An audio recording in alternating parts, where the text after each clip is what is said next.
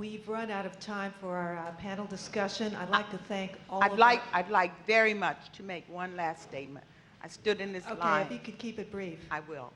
I wanted to say that we need to look at how we can do things sometimes, not necessarily outside of the law, but outside of the box.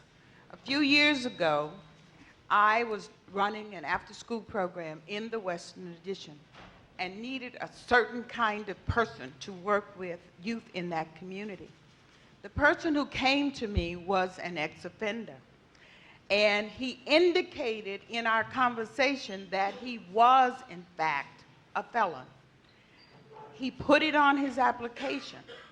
When it was time for me to go forth with a recommendation for hiring him, I contacted the city attorney's office, I contacted the state attorney general's office, I contacted the school district's attorney to find out what do you do when a felon or an ex-offender indicates ahead of time and in writing of the offense. Turns out that was a gray area in the law, and I'm a little bit afraid to go on because I don't want you to fix that, because it worked. It had a great ending.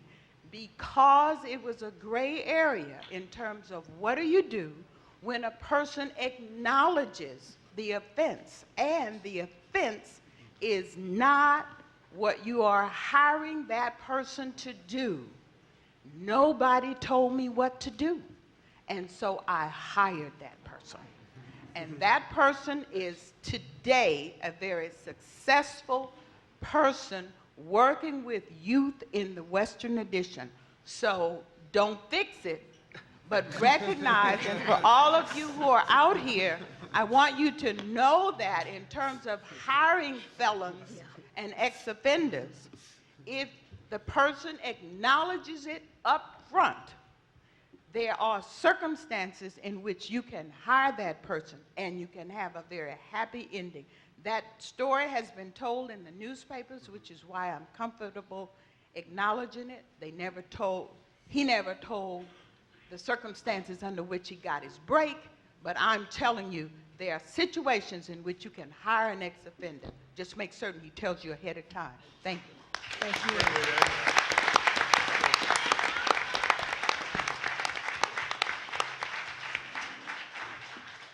And I'd like to thank all our panelists who participated in our morning session today. Jeff Adachi, San Francisco Public Defender. Patrick Boyd, Deputy Chief with the San Francisco Adult Probation Department. Michael Hennessy, Sheriff for the City and County of San Francisco.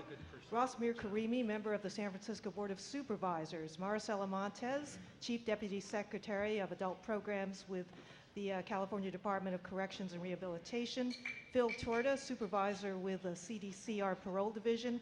And Daniel Zarita, Supervising Officer with the U.S. Federal Probation Department. Can we have a round of applause for our panelists?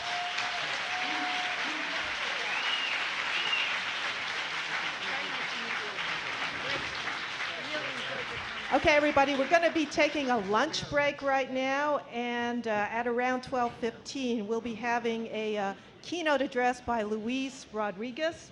He's an activist and author of Always Running La Vida Loca, Gang Days in LA. He'll be speaking about reducing violence through successful reentry.